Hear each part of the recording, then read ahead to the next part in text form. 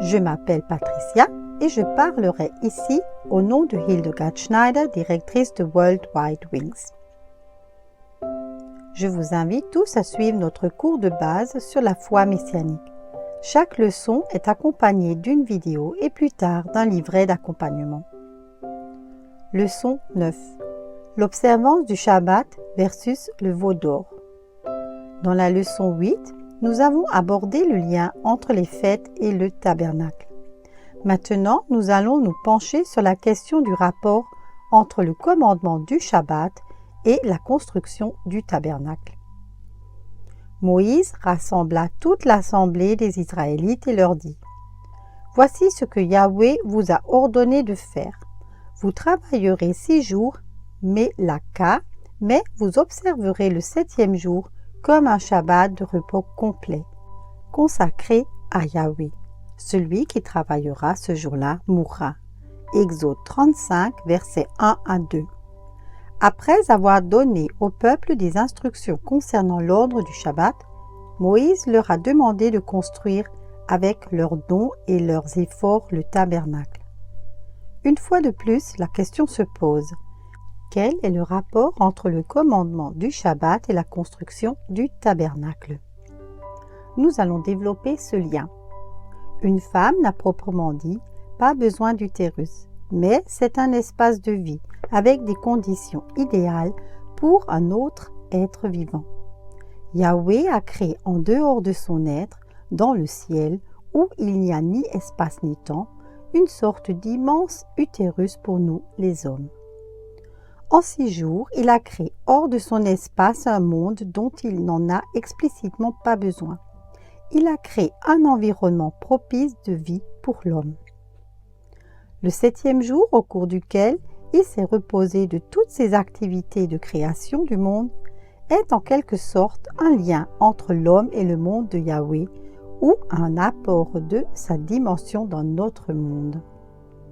Le Shabbat, par lequel la création atteint son perfectionnement, est comme un lien entre 2 mondes, l'un sans temps et l'autre avec temps.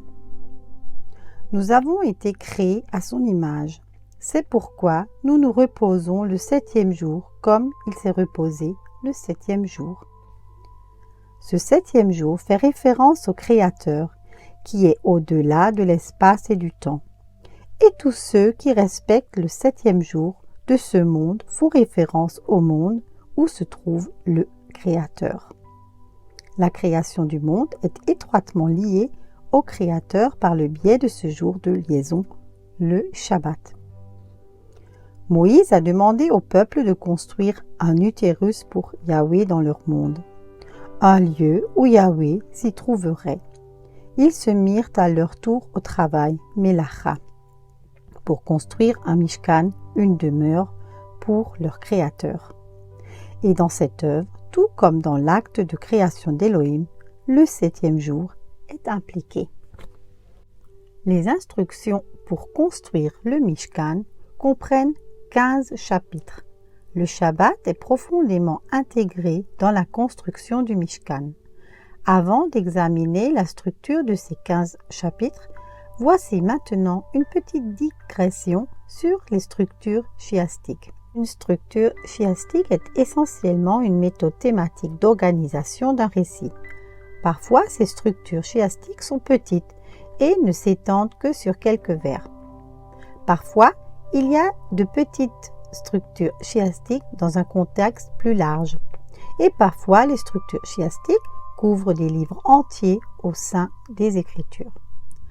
Une structure chiastique est une technique littéraire par laquelle une histoire est divisée en 2 et les thèmes de la première moitié se reflètent dans la seconde moitié de l'histoire, mais dans l'ordre inverse. Les 2 moitiés de l'histoire pointent vers l'axe central, soulignant ainsi un message principal du récit, comme dans l'illustration suivante. Thème 1, thème 2, thème 3, thème 4, centre.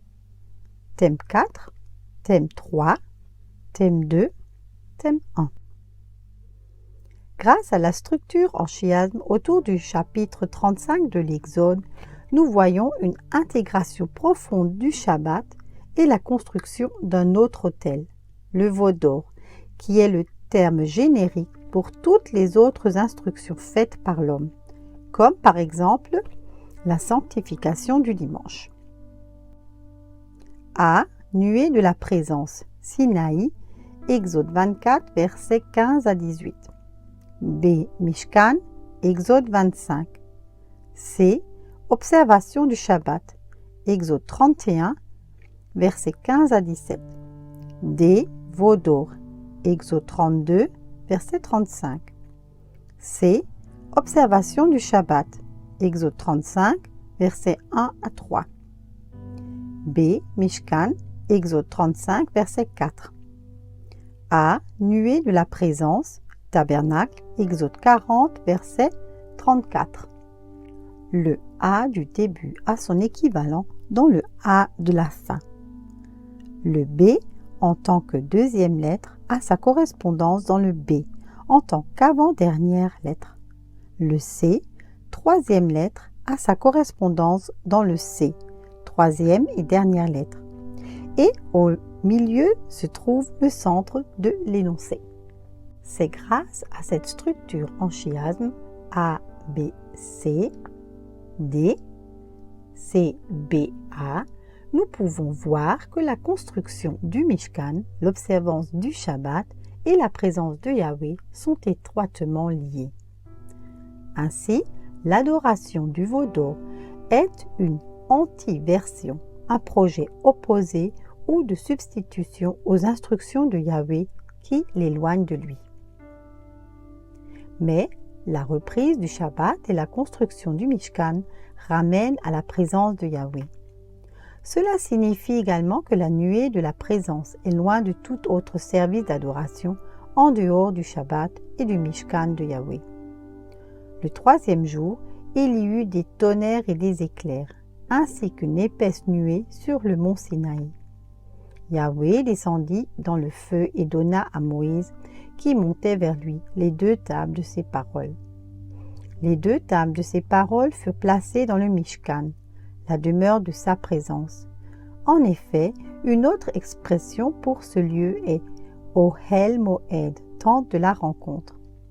L'installation du veau d'or était une tentative du peuple d'amener la présence de Yahweh au milieu d'eux lorsque Moïse n'était pas revenu. Mais, comme nous l'avons dit, il s'agissait d'une anti-version. Lors de la construction du Mishkan, quelle signification avait l'ordre du Shabbat? Tout comme le Mishkan représente un espace pour Yahweh dans notre monde, le Shabbat représente un temps pour Yahweh dans notre monde. Yahweh n'a besoin ni de temps ni d'espace, mais le Mishkan et le Shabbat sont une possibilité d'expression de Yahweh dans notre espace et dans notre temps. Et comme ils ont été créés à l'image du céleste, ils représentent un lien entre Yahweh dans notre espace et dans notre temps. Après l'achèvement de l'œuvre de la création, Elohim a planté le jardin d'Éden. Il disposait alors d'un espace dans notre monde afin d'y rencontrer les hommes et d'être en communion avec eux.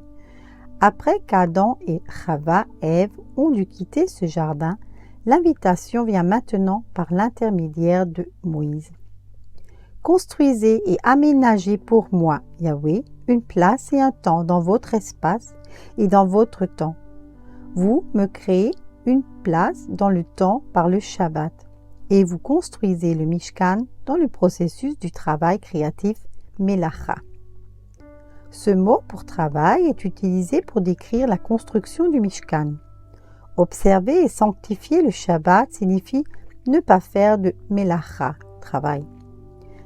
C'est pourquoi les Israélites observeront le Shabbat afin de l'observer aussi avec leurs descendants comme une alliance perpétuelle. Exode 32, verset 2. On observe le Shabbat en ne faisant aucun Melacha. Le Shabbat n'est pas quelque chose d'automatique dans le temps. Le Shabbat commence d'exister en cessant consciemment et activement de faire la Melacha. Melacha, travail, construit la demeure de Yahweh, mais l'arrêt de Melacha construit le Shabbat. Le Shabbat est dans le temps ce que le Mishkan est dans l'espace.